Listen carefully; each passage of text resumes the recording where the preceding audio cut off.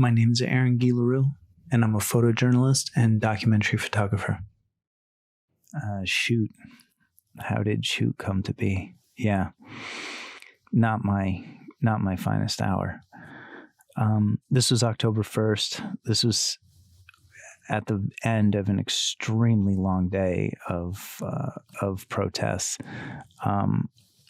This was the 70th anniversary of the founding of the People's Republic of China. So the Hongkongers had staged massive protests for this day as a way to embarrass and defy Beijing. And so the events of the day were pretty intense from dawn till dusk and beyond.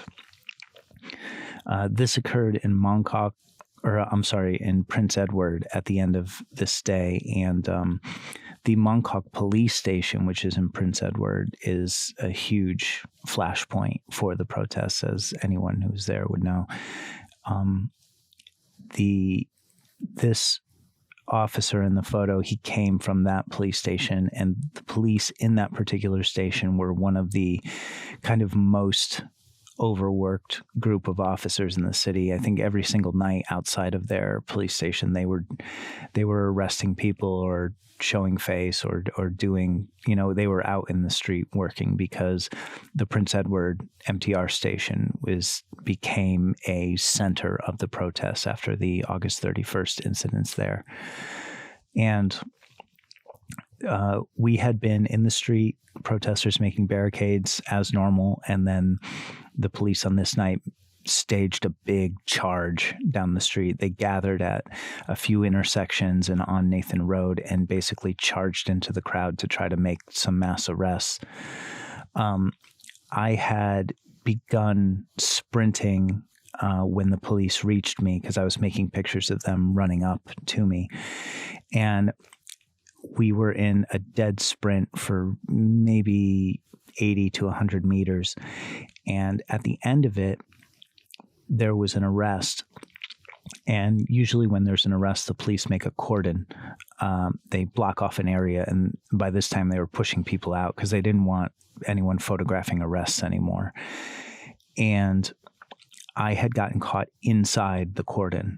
And this officer in the photo, he got onto me and ran up to me with his pepper ball gun here, and he stuck it in my shoulder and was just screaming and yelling, pushing me back. And I just took photos of him the whole way. I mean, it had basically been my policy to ignore the Hong Kong police and kind of treat them as automatons, basically, like they're to basically ignore, quietly defy, or just, walk around them. Trying to engage or acknowledge that they had any kind of authority is futile, so I just ignore these guys. And this guy, like, when you look into his eyes here, you see that he is afraid, which actually made this really, really dangerous.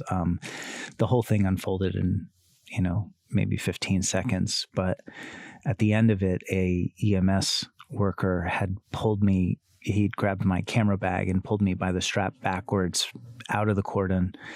And he looked at me and asked me if I was okay. And he said, that guy was going to shoot you, which at that range would hurt. It would be pretty bad, to get hit, even with just a little pellet pepper ball gun.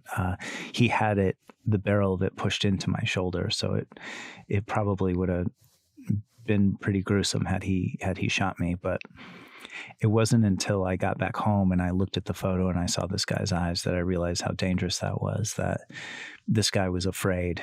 And, I was much taller than him, and I'm a foreigner. And, I wonder if he was measuring, it's not necessarily a good idea to shoot a member of the world press, but also this guy's, not respecting my authority, which I definitely do not.